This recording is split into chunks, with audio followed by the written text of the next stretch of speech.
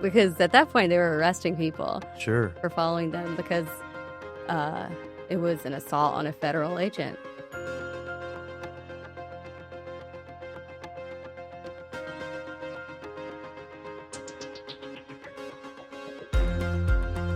Hello and welcome to Behind the Lens, an inside look at what it's like to gather TV news. I'm Stewart Pittman, Chief Photojournalist for QCN Plus, and I'm glad you're here. This week, we're sticking that lens in the middle of a global controversy without ever leaving the neighborhood.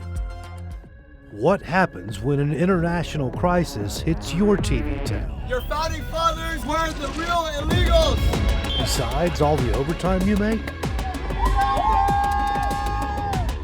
In this case, it's the Border Patrol, sweeping main streets and Elm Avenue for immigrants they say aren't supposed to be here. And they busted the window? Yeah, broke my window. But it's not your job to judge. Just keep everything in focus and survive the night. It's not the greatest assignment, but it's one you won't soon forget. And joining us to talk about an assignment she'll probably never forget is Khadejeh Nikouyeh. Khadejeh, you're going to have to educate me on how you spent the past couple of weeks. Number one, who do you work for? So I work for the Charlotte Observer. I'm a visual journalist. So I'm a photographer. I mostly take photos, but I do shoot a lot of video. I used to do more like developed, like produced video, but now it's pretty quick hit vertical video. It sounds like you're kind of doing it all. And more, yeah. Well, that is certainly the way television has gone, so it's no surprise that newspapers have had to go that route as well. For the past 10 days, 2 weeks, you can tell me exactly, we've had the Border Patrol here in Charlotte for an operation they have called Charlotte's Web. We in TV have covered that tangentially a little bit, and we'll explain why a little later. You, however, have really been out there in the thick of it for the entirety of the operation. How have you been spending your days from the very beginning? So, well, Friday, actually, I mean, I was looking at every immigration alert. We have those different Instagram accounts, Sure. Some WhatsApp accounts where you can see alerts for ICE that we had before. Right. So I was looking at those to see if anyone saw a row of border patrol vehicles coming in, just to see if I can, see where they were staging Friday night, so I could be more prepared for the morning. And at that point we were still kind of, I mean, even though I guess the sheriff had confirmed it, we weren't completely sure like how everything was going to play out. You get some information that this news event is happening. The nature of this news event doesn't come with an authorized press pass. You don't show up and get your invitation and they don't tell you where to go.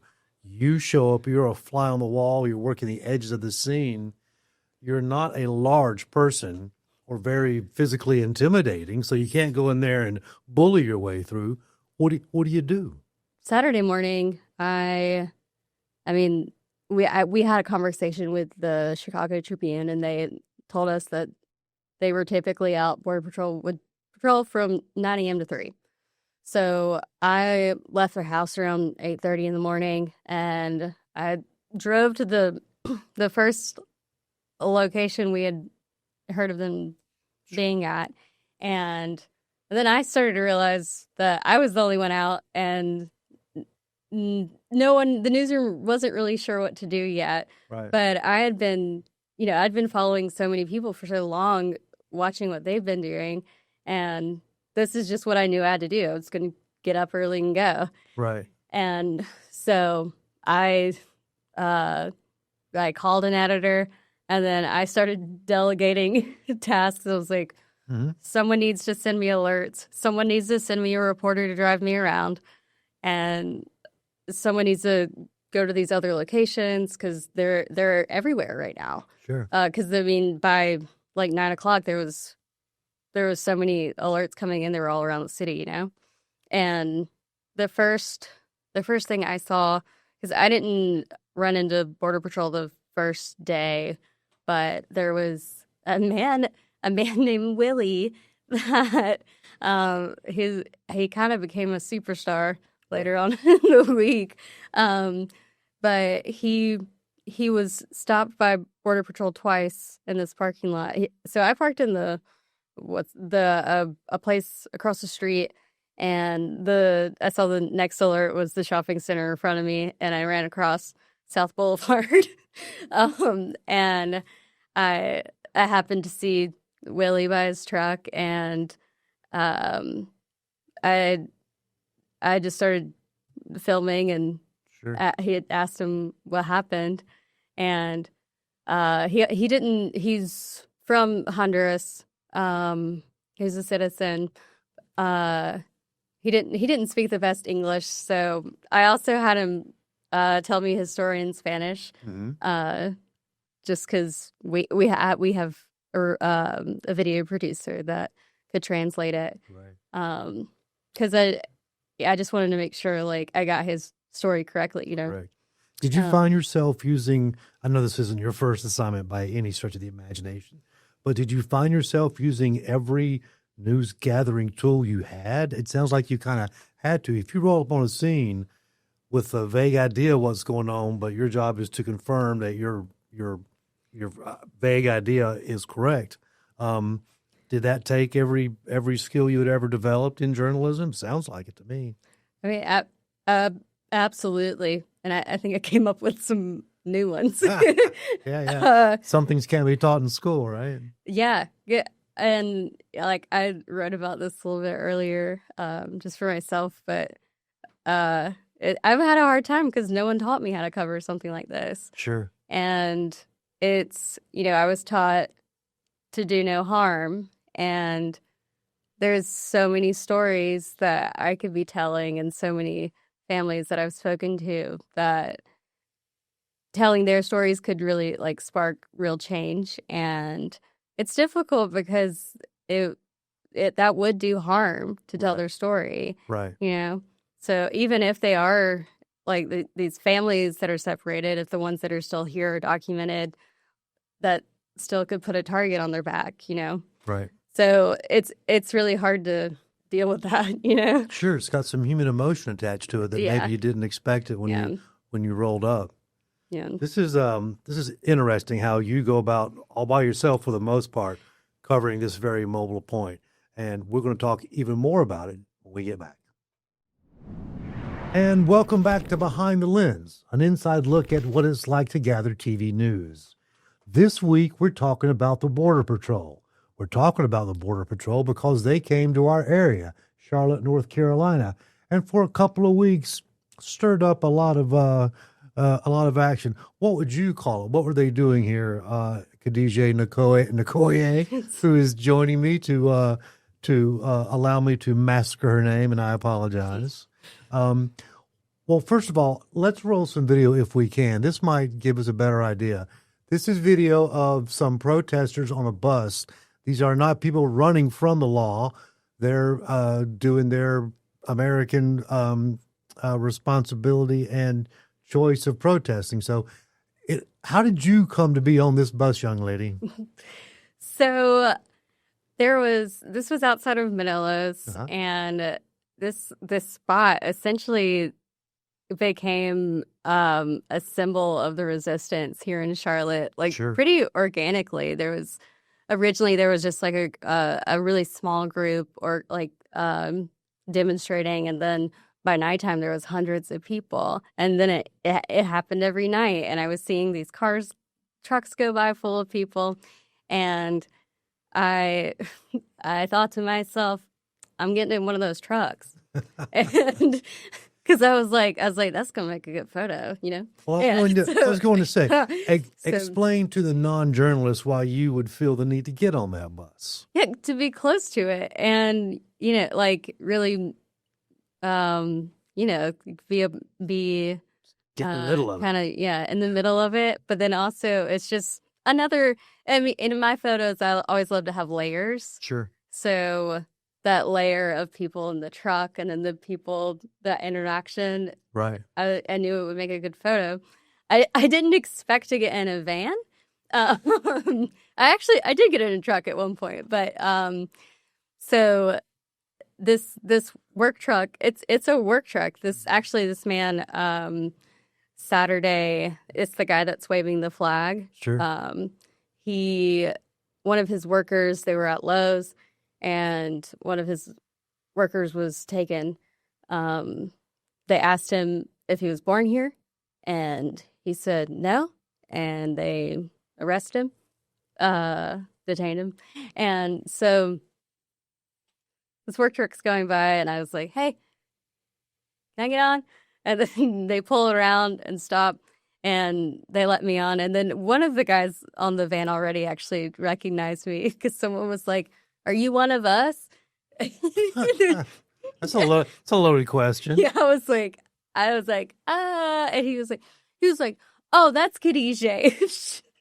She's one of us. Don't worry. She just works for the newspaper. And I was like, you said it, not me. Well, I was gonna ask how you were received from the driver and passenger, but it sounded like they knew your name and that was not a problem. Yeah, I really like the guy driving. I didn't realize that I've been talking to him on social media because I had been posting about how I was going to like the Border Patrol's like staging area and stuff like Thursday evening to see if I saw any of the trucks come back. And I asked one of these Facebook groups that was tracking if anyone had photos of the hotel parking lots because I was curious. This was never confirmed to me, but some people said their personal vehicles were parked at the hotels.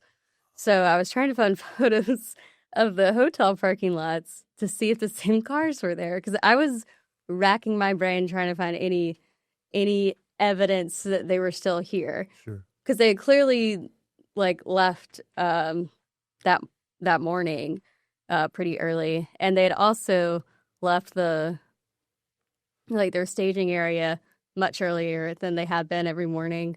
So I was fairly sure they were gone, but after every media outlet and local leaders said they were gone, they were like, just kidding, we're still here. And then I was like, I was going to ask you, just because I'm a journalist myself and I'm curious, did you have a lot of competition out there? You're a person working pretty much by yourself for a newspaper, but you're using all sorts of non-newspaper methods and devices, and that's just how it is these days. Were there other news crews out there and journalists that you saw? Well, so I didn't anytime I never saw anyone as competition. Mm-hmm. And I feel like in this type of news event, I think we should all be on the same team. Sure. And help each other out because it's really difficult and it's like traumatic, Yeah. So anyone I ran into, I was just really, I just tried to be helpful and I was like, here's what I know.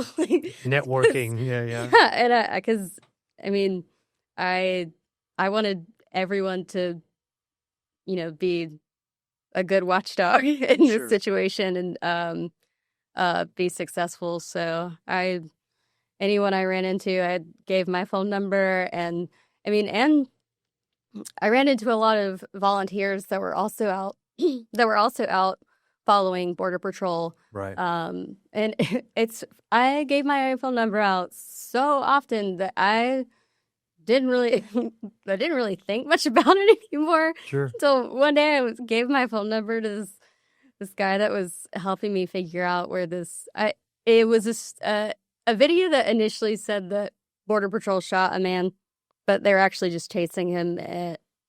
He was on foot. They were chasing him in the car. He fell and hit his head. Right. And there was a guy on the side of the road that was watching the video with me. We were trying to figure out where it was on the street.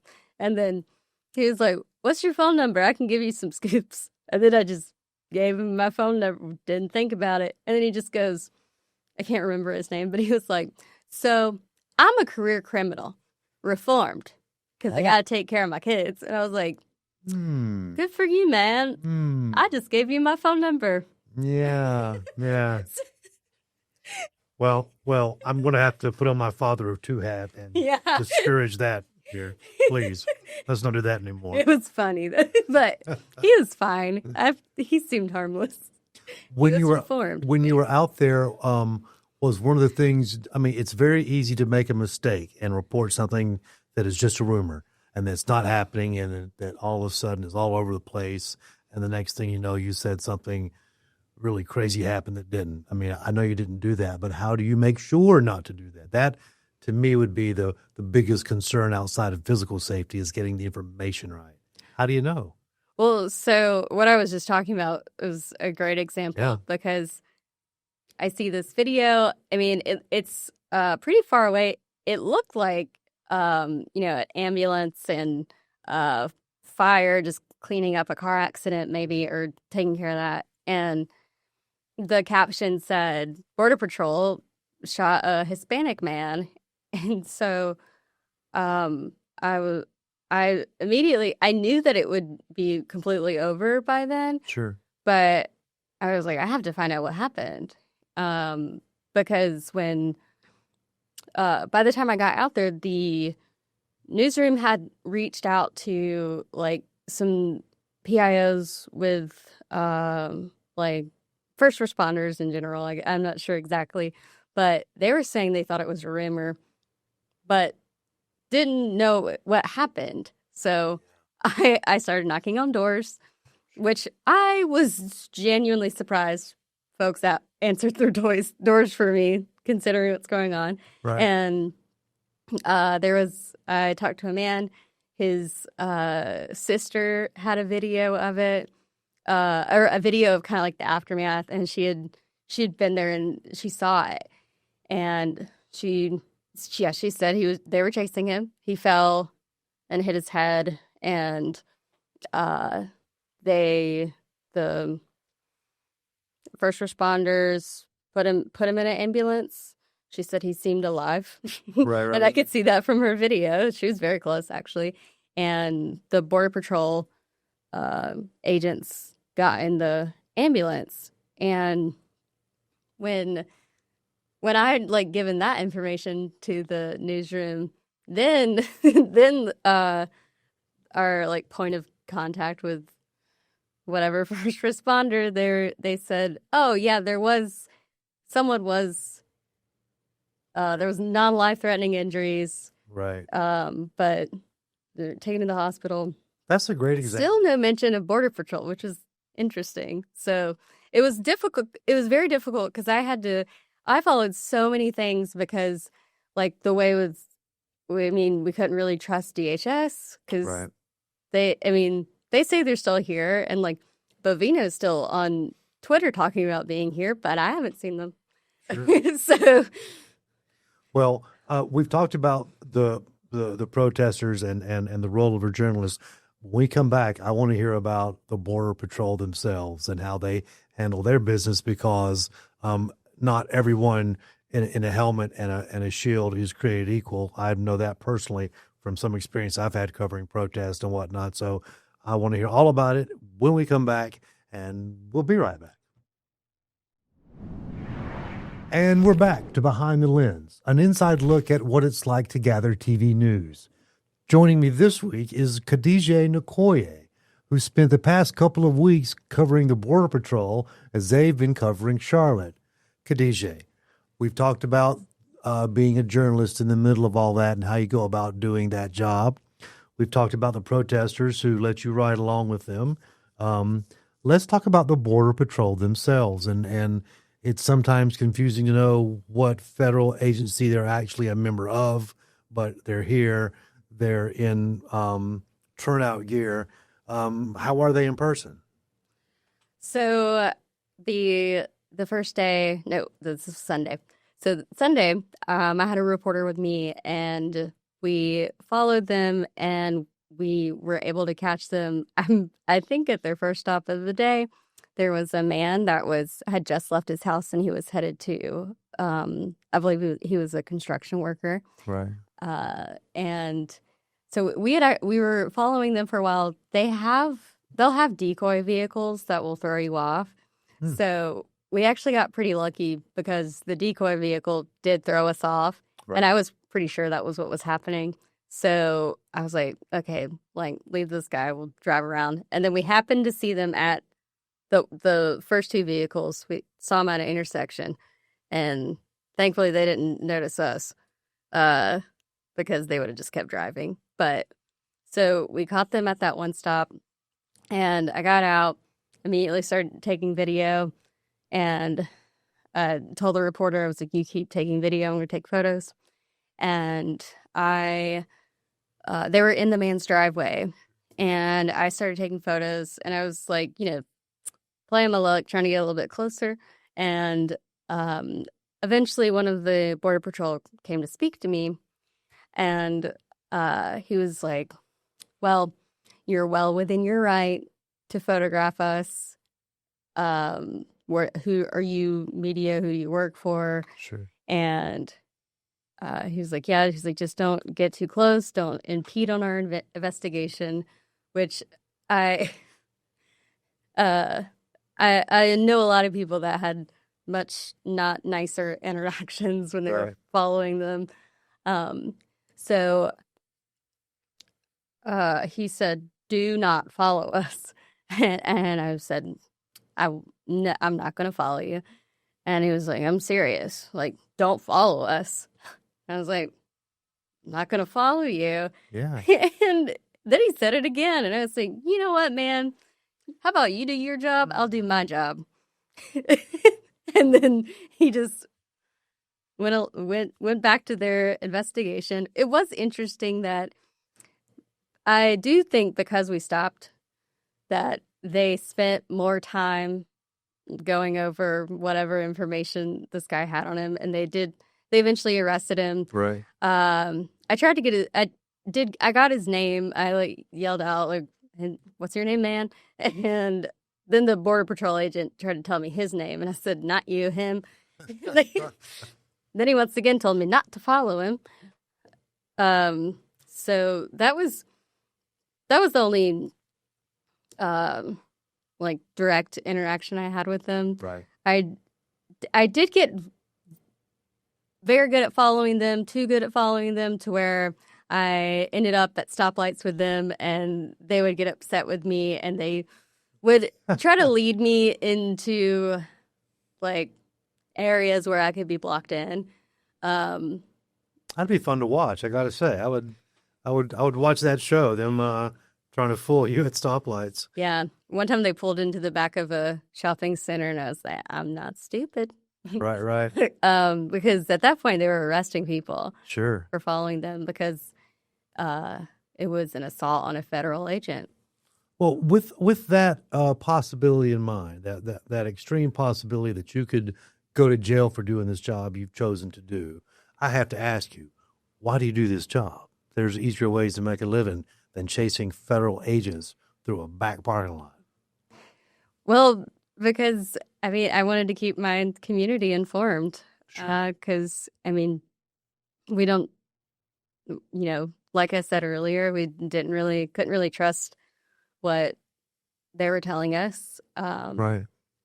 So I was just trying to find the truth because, I've been seeing all these videos on my phone screen of Border Patrol pulling over people because they were brown and because they had an accent and because they were just standing in a parking lot. Yeah. And without a warrant. And I wanted to see that for myself. Sure. I wanted to see if that was true. And from what I saw, I can say it's true. Yeah. Well, that approach, just wanting to see the truth for yourself, is a noble approach to journalism that we need to see more of.